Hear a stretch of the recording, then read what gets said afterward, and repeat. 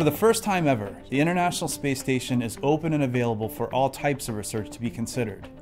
Microgravity provides a unique environmental exposure that simply cannot be replicated on Earth.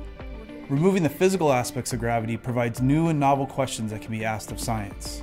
From biomedical research to the materials sciences, CASIS is opening up new opportunities. In fact, many intriguing research initiatives are going on right now. In partnership with CASIS, we're flying some very novel proteins that have never been crystallized before.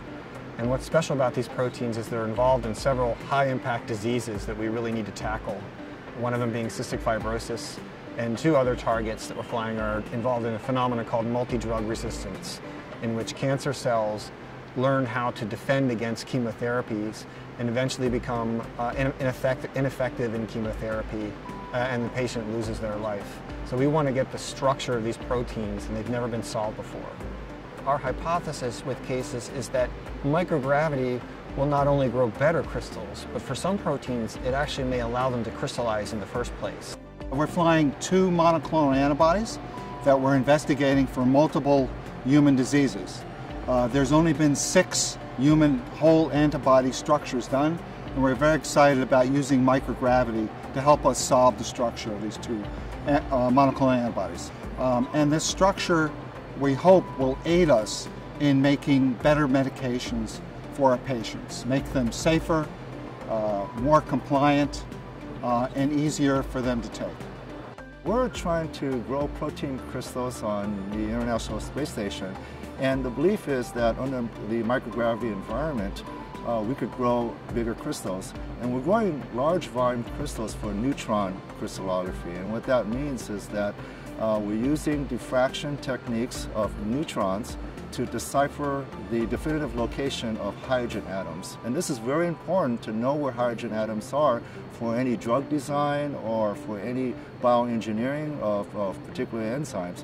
So we're setting up an enzyme that's responsible for a lot of important biological processes, just for example, replication, gene expression, making fatty acids, and many other processes.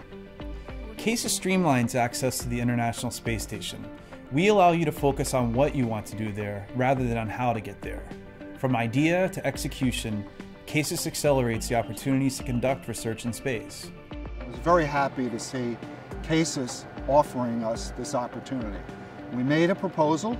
It was reviewed in a peer-reviewed selective process. And the application was very straightforward. We got a very solid review of our application, and including some very positive feedback on that. Anyone who's reviewed proposals knows that getting a panel together and having a discussion on ranking proposals, it's not easy. But I think the turnaround time, as I recall, was about 2 months, and it was amazingly fast. Probably what impresses most people is that between NASA, CASIS, and Merck, we were able to work out a legal agreement within 3 months. And working with administrative staff has been extremely good, arguably even better than several other funding agencies that I've worked with. So it's been a delight, and I think we're all very excited about this. CASIS is instrumental in tying in networks that we could have not possibly have gotten otherwise.